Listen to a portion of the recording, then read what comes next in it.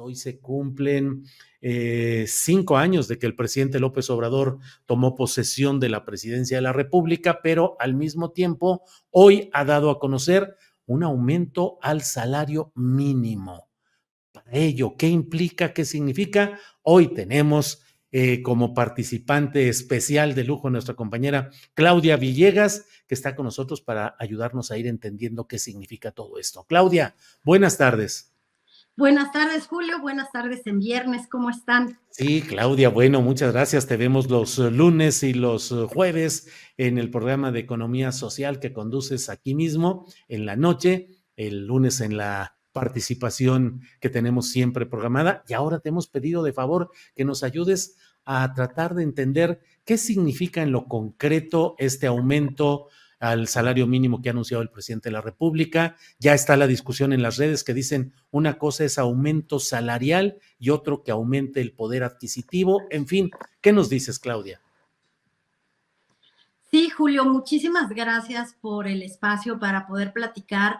A pesar de que se trata pues ya de la tercera ocasión en que se aumenta lo que se ha considerado el mini salario mínimo, el microsalario mínimo, querido Julio, pues hay algunos datos que, como bien dices, pues nos están hablando que los gastos en transporte, productos de higiene, salud y educación de una familia, fíjate que ascenderían a 17,120 pesos. ¿Ustedes se acuerdan que algún día pues fue motivo de burla que el expresidente Calderón decía que con 6,000 pesos alcanzaba sin problema? Ahora el microsalario mínimo pues ya llega después de 3 incrementos de 2 dígitos, que esto es inédito, Julio. Hay que recordarlo, que no habíamos tenido este cambio en la política junto con la Comisión Nacional de Salarios Mínimos, Coparmex, CCE, todos los organismos cúpula del sector privado, que se aceptara que se necesitan incrementos sustanciales en el salario mínimo, que ahora queda en 9,000 pesos. Entonces, Julio, estamos hablando que en la frontera, donde se registra más el impacto y la diferencia con el salario que se puede aspirar en esta zona, bueno, pues está arriba de 300 pesos. Acá en las otras regiones que no están tan influenciadas por la cercanía con Estados Unidos, lo tenemos todavía abajo de 300 pesos. Y recordar que una familia que se considere de clase media gana 500 pesos, Julio. Entonces, sí estamos en el camino correcto. Sí, qué bueno que se ha logrado que el sector privado acceda a dar estos incrementos, pero no, como bien dices, Julio, no es suficiente. Las familias mexicanas todavía necesitan mucho más recuperación en el poder adquisitivo. Bien, Claudia, ¿y qué riesgos implica esto? ¿Riesgos inflacionarios? ¿No implica eso? ¿Cómo lo ves, Claudia?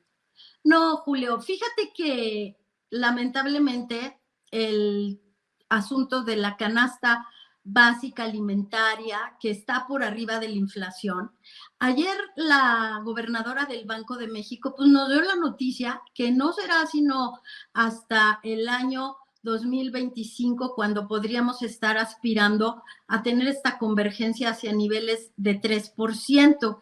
Durante 2024 todavía vamos a seguir con inflaciones pues altas, arriba del 5%, pero la canasta básica alimentaria, es decir, todo lo que consumimos, pues está arriba de este incremento. ¿Qué significa esto? Que sigue rezagado el salario. Entonces, pues de suyo el impacto que se tiene por alimento, por servicios, todavía el salario está muy abajo. Entonces, con esto, Julio, pues queda confirmado que esa narrativa que nos vendían en los gobiernos posteriores a la firma del Tratado de Libre Comercio, de que no se podía aumentar el salario mínimo porque sería inflacionario, ya quedó totalmente proscrita, Julio. Entonces, creo que también tenemos otro indicador, que tenemos remesas históricamente altas, porque mientras aquí un trabajador puede aspirar a ganar pues estos 9,000 pesos, en Estados Unidos, Julio, un trabajador está ganando 30,000 pesos. Entonces, por eso es un derecho migrar, es un derecho no migrar, pero las diferencias salariales entre las economías siguen demostrándole a los empresarios que siguen teniendo una gran ventaja en términos del costo de mano de obra y que no pueden seguir diciendo que sus márgenes se van a afectar si aumentan los salarios. Y recordar, Julio, que es solamente una referencia al salario mínimo y que, bueno, de lo que estamos hablando es que se tiene que seguir recuperando el salario por encima de los niveles de esas personas que ganan, pues, arriba de hoy 300 pesos, Julio. Uh-huh. Claudia, y dentro de todo esto que estamos viendo y viviendo, ¿qué sucederá? ¿Que cada año pueda haber este aumento en el salario mínimo o va a entrar ya en una etapa en la que quede más o menos ya estable? Yo creo, Julio, que va a quedar estable.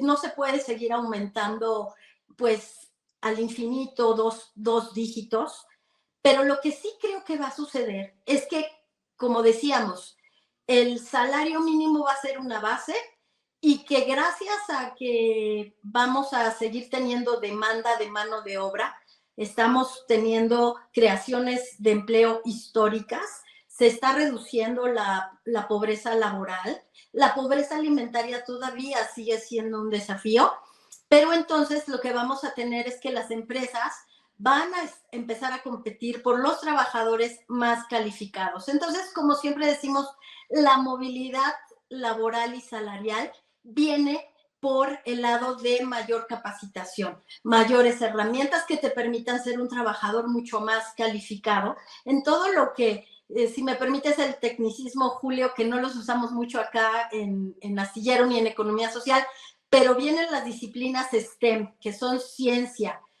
datos, matemáticas. Entonces, ya a este nivel de trabajadores, Julio, pues no les va a impactar tanto si sube o no el salario mínimo, sino la demanda por sus mayores habilidades, Julio.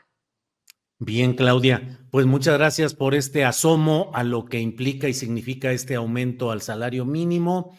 Si hay algún otro aspecto que creas que debamos comentar, abiertos, y si no, bueno, pues agradecerte, como siempre, el que tenga la amabilidad de estar con nosotros, Claudia. No, al contrario, un gusto, Julio. Pues no, nada más no dejar pasar de lado que esta ha sido una batalla que políticamente se ha librado ante los organismos cúpula, que Coparmex, que CCE, que Concamín, pues han accedido a que sus bases, el empresariado, pues dé estos incrementos, pero que lo que han hecho muchas empresas es congelar los salarios medios para poder trasladar el impacto que tienen en los salarios más bajos y eso claramente con más empresas que vengan a ofrecer mejores salarios ya no lo van a poder seguir haciendo y entonces nos pasaríamos al análisis de por qué los empresarios mucho tiempo tuvieron castigados los salarios, querido Julio. Híjole, pues esa es una buena pregunta y buen análisis. Claudia, como siempre, gracias y todos los análisis, comentarios, artículos y la información ahí está disponible en Revista Fortuna que dirige Claudia, a quien agradecemos que esté con nosotros. Claudia, muchas gracias. Gracias, Julio, y un gran fin de semana.